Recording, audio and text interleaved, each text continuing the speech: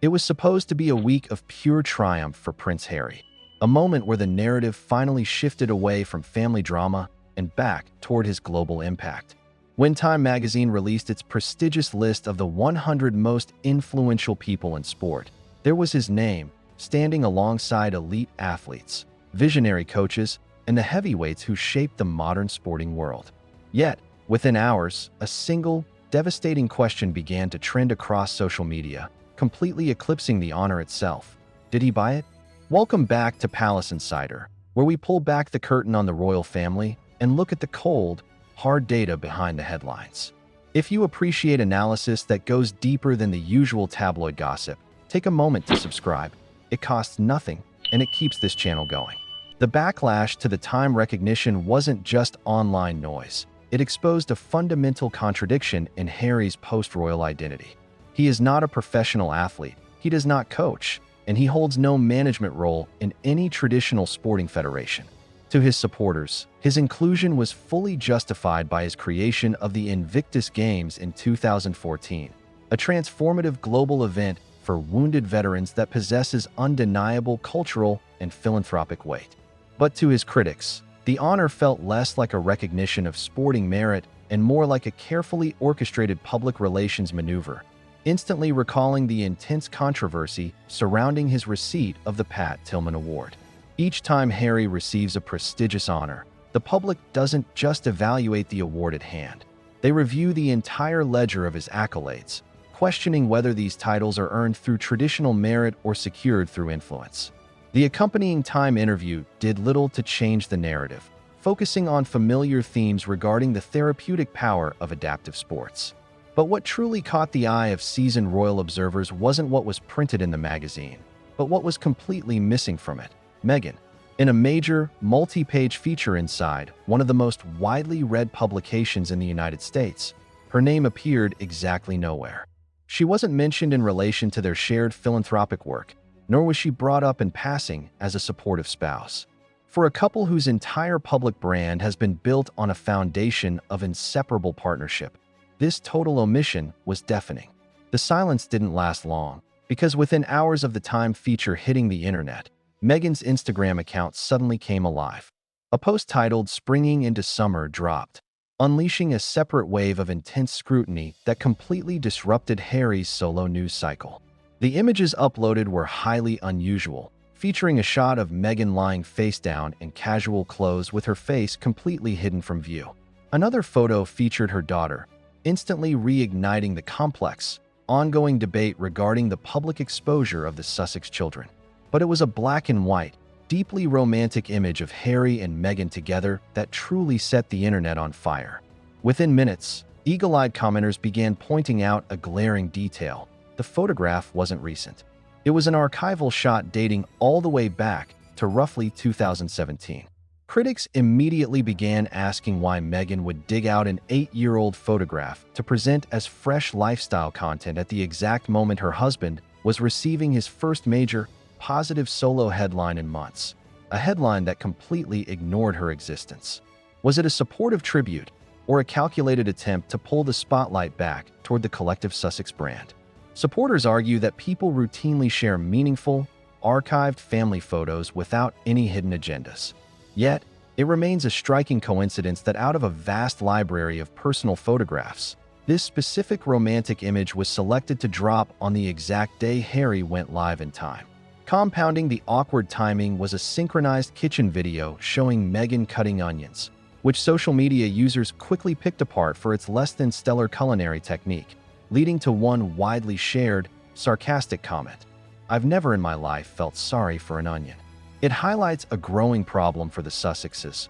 Their domestic lifestyle content is no longer being consumed as genuine inspiration, but as a heavily staged performance where the execution fails to live up to the glossy presentation. Subscribe to Palace Insider so you never miss our deep dives into the shifting dynamics of the House of Windsor, and drop your take in the comments below. Do you think the timing of Meghan's Instagram post was a deliberate move to share the spotlight, or was it just a harmless coincidence? While the internet debated PR strategies and kitchen skills. This year, I will bring Meghan and our children back to London to pay homage to my mother, Diana, and attend the King's birthday parade as well. I know the outside world has always been full of prejudice and criticism against me, and we are not welcome here, but I no longer care about all of this. My mother Diana is a princess recognized across the world. It has been 29 years since she left us. I am still trapped in regret. Why did I hang up on my mother's call that night? It has become an eternal regret that I can never let go of in my life. I often dream of my mother running and playing with William and me in the royal gardens of Kensington Palace. It was her favorite place, holding the best memories between my mother and me. I will never forget her bright smile. Even now, I still have no idea how much pain and grievance she endured alone, or what exactly she went through. As for Charles, who is advanced in years and suffering from cancer, I no longer wish to argue with him. I only hope he can live out his days in peace, for people still need him. Harry in London right now for his court case, day 3, again going through the front entrance instead of the secret side entrance that other celebrities are using. Who knows why? But I will say, he once again looks happier, and his disposition is more confident, more manly, more, easygoing looking. He looks happier, okay? And he's there alone without Meghan. I'm not accusing Harry of having a healthy disposition, but Meghan is clearly got a lot of narcissistic traits, and narcissists like to cause an argument right before an event or an occasion. They will often sour special days, birthdays, dinners out, even just a day you're planning on going to the zoo. They will argue with you beforehand, so it's sour. So perhaps this is just what Harry looks like when he hasn't just had some stupid nonsense argument with his narcissistic wife, Meghan. Prince Harry hopes to bring Meghan Markle and kids to the UK in weeks, but still won't see one family member. To that, well, first of all, a lot of people want me to comment on this, and my initial response is, no, I want to have the conversation with you first.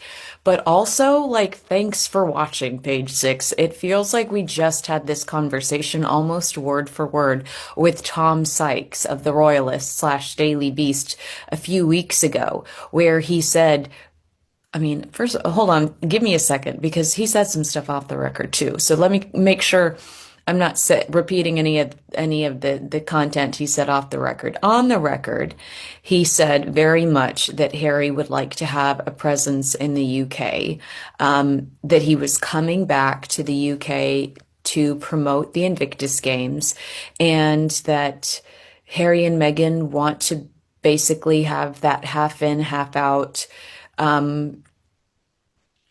strategy that they had initially pitched to Queen Elizabeth, who said, absolutely no, that's not your reality. What I think Tom also believes, I'm putting words in his mouth right now, is that maybe that's the Sussex soundbite, but the reality is, in my opinion, and I think that Tom might agree with me here, but we'll have to wait until he comes back. I don't think that Meghan really has any desire to ever come back to the UK. I don't think she really wants to work for the British royal family. She has everything she needs. She has the title. She has the title that she can commercialize. So let's jump into this Page 6 story and respond based on some of their insider quotes, where it's just like, are you just watching Kinsey Schofield Unfiltered? Give me a break. Prince Harry hopes to bring Meghan Markle and their children back to England within weeks, but there's still no chance he will see his estranged brother, Prince William, sources told Page 6. Again, duh. Conversation we had with Tom Sykes when Tom was trying to tell me that he thinks that there could be a coordinated effort with the palace to bring Prince Harry back into the fold. Remember when I was like, well, my sources are saying Prince William would never go for that. And he's like, no, your sources are right. There's no way Prince William would go for that.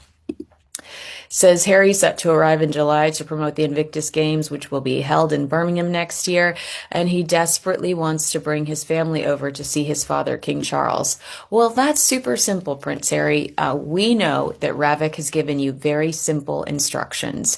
All you have to do is give them 28 days notice and let them know what your itinerary is.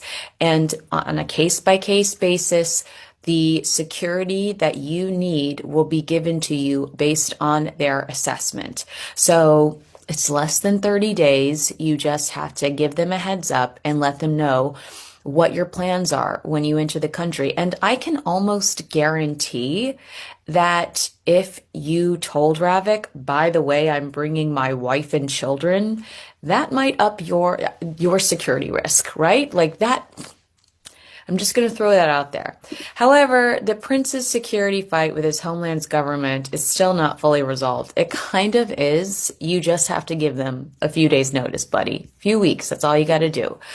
We're told, despite his hopes, the UK Home Office would finally sign off on taxpayer-funded armed security for his wife and children.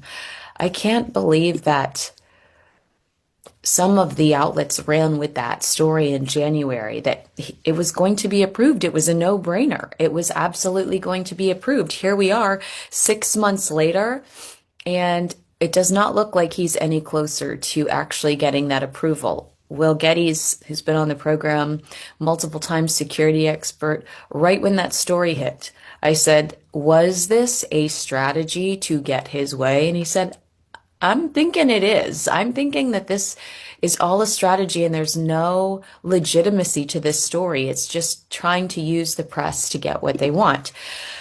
All right. Prince Harry wasn't invited to Peter Philip's wedding, to Harriet Sperling this past weekend. Harry was not invited to the celebration, we have confirmed, while William was joined by wife Catherine, the Princess of Wales, and King Charles and Queen Camilla also attended, as did Princess Beatrice and a pregnant Princess Eugenie. Kevin O'Sullivan told me today that Harry was trying to play it off like he, maybe it was yesterday, like he didn't want to, it was his decision not to go. I haven't seen that anywhere, but if that's true, that's a stretch. While Harry would love to bring Meghan, 45,